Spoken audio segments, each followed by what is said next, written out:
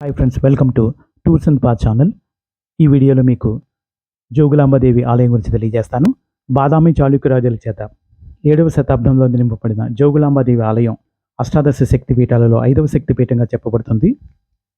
తుంగభద్ర నదీ తీరాన ప్రశాంతమైన సుందర వాతావరణంలో శ్రీశైలానికి పశ్చిమ ద్వారం అని పిలువబడే ఆలంపూర్ గ్రామంలో తుంగభద్ర మరియు కృష్ణానది కలిసే ప్రదేశంలో ఈ మహాపుణ్యక్షేత్రం నెలకొని ఉంది. పురాణ కథనం ప్రకారం సతీదేవి యొక్క పైదంతములు ఈ ప్రదేశంలో పడ్డాయని చెబుతారు. ఈ ఆలయ నిర్మాణం గులాబీ ఎరుపు వర్ణపురాలతో విలక్షణమైన రీతిలో అద్భుత వాస్తుకలతో నిర్మింపబడింది.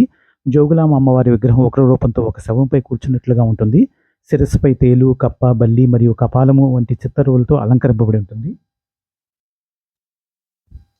14వ శతాబ్దంలో బహమనీ సుల్తానుల చేత ధ్వంసం కాబడిన ఈ ఆలయం తిరిగి 2005వ సంవత్సరంలో పునర్నిర్మాణం చేయడం జరిగింది. పూర్వకాలంలో ఎంతోమంది యోగులు ఇక్కడ తపస్సు చేసుకుంటూ ఉండేవారట. వారంతా ఈ దేవిని అంబ అంటే అమ్మ అని భక్తితో పిలుచుకునేవారు. అందుచేత అందరూ ఈ దేవిని యోగులాంబ అని పిలిచేవారు. కాలక్రమేణా యోగులాంబ జోగులాంబగా ప్రసిద్ధి చెందింది. సాధారణంగా తేలు, బల్లి, గబ్బిలము, కపాలము వంటివి నెగిటివ్ ఎనర్జీకి గుర్తుగా భావిస్తారు. ఈ రూపులను తలపై ధరించిన ఈ జోగులాంబాదేవిని దర్శించిన వారి యొక్క గ్రహపీడలు, శారీరక రుగ్మతలు తెలుగుపోతాయని భక్తుల విశ్వాసం. అమ్మవారికి కుంకుమార్చన చేయడం ఈ ఆలయ పూజ ప్రత్యేకత. అభిషేకములు చేయరు. కుంకుమార్చన టికెట్ ధర 500 రూపాయలు. గుడి ఎంట్రన్స్ దగ్గర ఉన్న కౌంటర్లో టికెట్లు లభిస్తాయి. దంపతులు ఇద్దరు ఈ టికెట్ పైన కూర్చుని పూజ చేసుకోవచ్చు. దంపతులైతే ఇద్దరు, దంపతులు కానిట్లయితే ఒక్క మనిషినే పూజకు అనుమతిస్తారు. ఇద్దరు సింగిల్ వ్యక్తుల్ని పూజకి అనుమతించరు. మగవారు పంచెను తప్పనిసరిగా ధరించవలసి ఉంటుంది. పైన కండువా వంటిది వేసుకోవచ్చు. బనీని ధరించడానికి అనుమతించరు. స్త్రీలు చీర మరియు చూడీదారు ధరించవచ్చు. కుంకుమార్చనలో మీకు ఒక పళ్ళెంలో కుంకుమతో నింపిన ఒక గిన్నె మరియు రాగితో చేసిన శ్రీచక్రం గుడి యాజమాన్యం వారు అందిస్తారు. ఆలయ పూజారి పూజ ప్రారంభించి మంత్రోచ్చారణ చేస్తున్నంతసేపు మన కుంకుమను శ్రీచక్రంపై పూజ వేస్తూ చేయాలి.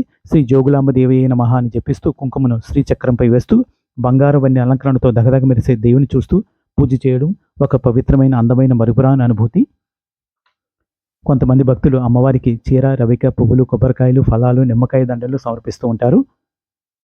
అమ్మవారి కుంకుమార్చన లేదా దర్శనం చేసుకున్న తర్వాత అదే ఆలయ ప్రాంగణంలో ఉన్న బాల బ్రహ్మేశ్వర స్వామిగా పిలువబడే శివుడిని దర్శించవచ్చు.